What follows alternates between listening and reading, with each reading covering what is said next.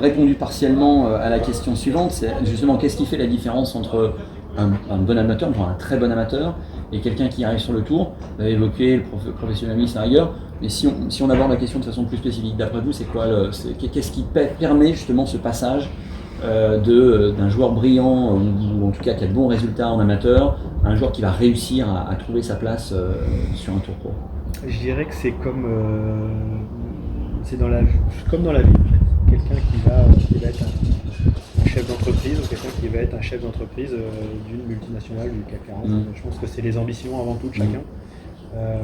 Pas avoir peur d'afficher ses ambitions, mais surtout de mettre les moyens de ses ambitions. On a tous de grandes ambitions.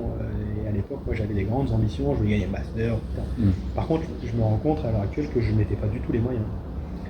Les moyens financiers déjà, parce que je n'arrivais pas à caler un budget suffisamment important pour me donner les moyens d'aller employer le meilleur préparateur mental, le meilleur préparateur physique, etc. Donc, c'est une question de moyens, mais se donner les moyens. Mais encore faut-il le savoir, parce que c'est une chose de dire, voilà, il faudrait faire ça, je le sais, c'est très précisément décrit, mais ou j'y arrive pas, ou je le fais pas. Et c'est une autre chose de dire, en fait, je ne sais pas vraiment ce qu'il faudrait faire pour vraiment y arriver. Est-ce qu'il n'y a pas un peu de ça aussi parfois, oui, quand on se lance, c'est possible. On peut formuler une ambition, mais on n'a pas la moindre idée de savoir ce qu'il faut vraiment faire pour y arriver. Oui, mais après, malheureusement, en France, il n'y a pas, c'est un peu dur, hein, peut-être qu'il y en a qui vont vouloir, mais il n'y a pas d'école de champion. Non, oui. Il y a assez peu de références, mais on ne les côtoie pas. Il y a assez peu de références. C'est vrai, il faudrait peut-être penser à ça. C'est sûr. Après, il n'y a pas de recette miracle non plus. Il y en a il y a des joueurs au profil atypique qui vont y arriver et qui font beaucoup moins de physique. Il y a des joueurs, enfin voilà. Néanmoins, la masse fait qu'il y a quand même une certaine rigueur à avoir, un certain modèle. Et après, on peut un peu déroger, mais la trame, elle est là quand même. Et ça commence par la construction justement de cette équipe avec des référents sur tous les domaines qui permettent d'accompagner dans la durée. Exactement. Et justement, par rapport au... Est-ce qu'il y a une évolution parce que en France, la voie royale, on va dire, c'est on est un jeune, on réussit sur le circuit junior, voilà, minime, cadet, etc. Idéalement, on rentre dans le pôle France, mais peut-être qu'on est juste à la porte. Après, on va essayer d'aller faire 4 ans en fac US, et à l'issue de ça, on va voir un peu ce que ça donne.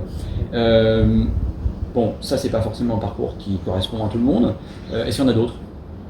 Il y en a déjà, rien qu'au sein du Team Saint-Laurent, pour parler de ce que je connais à peu près, on a Thomas Linard qui est resté en France et qui a fait toute sa carrière en France et qui est franco-français, qui est resté en France, qui a été sur le tour, qui est redescendu, qui remontera, je l'espère, très vite. On a Mathieu Pavon pareil, qui est resté en France. Benjamin Hébert qui vient de Tahiti, qui est resté en France. Et on a Victor Pérez qui lui a un profil complètement atypique, qui est parti aux US, qui est revenu en France, qui a joué l'Alps Tour et qui va certainement repartir aux US. Donc il n'y a pas de recette miracle en définitive. Et c'est pas parce qu'on va aux US qu'on va y arriver, et c'est pas parce qu'on reste en France qu'on va pas y arriver. Donc je dirais avant tout c'est de croire en son projet. Encore une fois, je l'ai dit tout à l'heure, chacun est différent. Le tout c'est de croire en son en soi avant tout, et de croire en son projet. Voilà. D'avoir un projet. Et avoir, bien sûr, un projet. De toute façon, le golf professionnel, par définition, il y a professionnel, et donc il y a un projet. Le golf professionnel, c'est pas seulement un statut, sinon ça serait trop simple. Mais c'est une réalité, c'est une construction, c'est une organisation. Et puis c'est une réalité économique, c'est une réalité de rigueur. Enfin voilà, on est le golf professionnel, il y a un directeur, c'est un chef d'entreprise. Voilà, il y a toute une équipe. C'est comme un grand resto où le chef, il est chef, mais il a toute une équipe autour de lui qui lui permet d'avoir 3 macarons et une Michelin. Voilà. Et par contre, il est chef, il a un restaurant comme celui qui a une pizzeria au coin de la rue, ou celui qui a son camion pizza, voilà, c'est aussi un restaurant. Alors ils ont le même statut, Mais par contre, ils font pas le même métier. Ouais. Et le tout, c'est que chacun soit en phase avec, en accord avec ce qu'il fait. C'est pareil avec un joueur du circuit du Alps Tour, du circuit français, qui a un statut de joueur professionnel, mais qui galère parce qu'il n'a pas de budget, parce qu'il a du mal à relier les deux bouts. Et un Victor Pérez, ils ont le même statut, tous les deux, ils sont tous les deux joueurs professionnels, et peut-être même qu'au practice, il y en a, celui du Alps Tour swing mieux que Victor Pérez. Et on dirait, lui il swing bien, mais en fait, lui il galère vraiment, parce qu'il a du mal à mettre en route son projet.